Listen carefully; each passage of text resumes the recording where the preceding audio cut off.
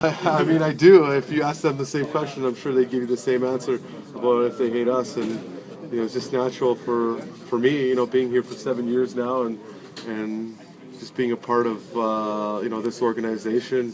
You just naturally learn to hate the Montreal Canadiens, and the battles that we've had with them over the last couple of years. Has definitely made you hate them. And I think this being the first time meeting him outside the first round, I think it's definitely going to go up another level. I thought we had two pretty good practices here, and obviously finding out late last night that we were starting tomorrow, which is sometimes can be a good thing, because it doesn't give you an opportunity to kind of overthink it. You can just kind of just worry about your game and doing what you did in the last series. You hope that you can carry that over into the next round. And obviously we know as you move along in the playoffs, everything gets tougher, and the intensity and the emotion and everything goes up another level. So we're ready for that, and we're ready for tomorrow to start. We saw in a lot of the playoff series some of the rough stuff, the after whistle stuff, the antagonizing stuff with a low tolerance to it. How much you have to keep that in mind going into this series? Well, again, you don't want to lose your cool to where you're putting your team in jeopardy of being down a man, and by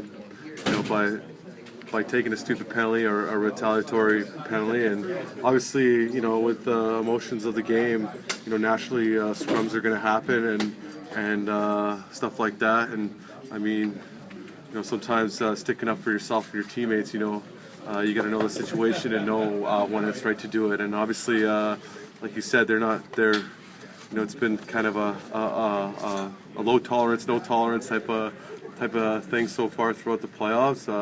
It's not going to change moving forward. But like I said, you don't want to do anything where you're putting your team down a man in key situations, but also you want to stand up for yourself and your teammates at the right moments. Do you expect? Can you intimidate effectively in the ladder by just being within yourself like that, without having to do anything extra, without crossing that line? Well, I mean, that's what's given us the most success is just by by not crossing that line and just staying within ourselves and playing our game, and being physical and playing that heavy type of game. And it's worked for us in the past, and it's worked for us so far throughout the year. And I think that's what our main focus is trying to just go out there and establish ourselves within the series. And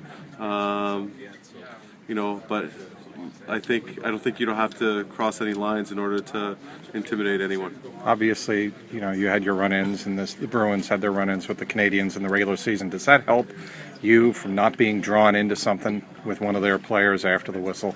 That discipline. Yeah, for sure. And discipline is always a key for every team heading into a playoff series. I mean,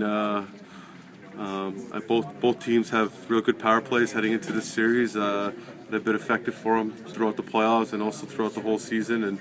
But I think both teams know what this series can bring, and know what to expect heading into this type of rivalry of what this series represents. So I know we're prepared for it. We're ready for a tougher challenge, and we know that they're going to bring their best. And you see, what they're able to do when they bring their best. They were able to beat a good team in Tampa in 4 straight games. So no other team has done that. No other team did that in the first round. And with them sitting for the last, what's it been, 9-10 days, we know that they're ready to go and anxious to play, and so are we.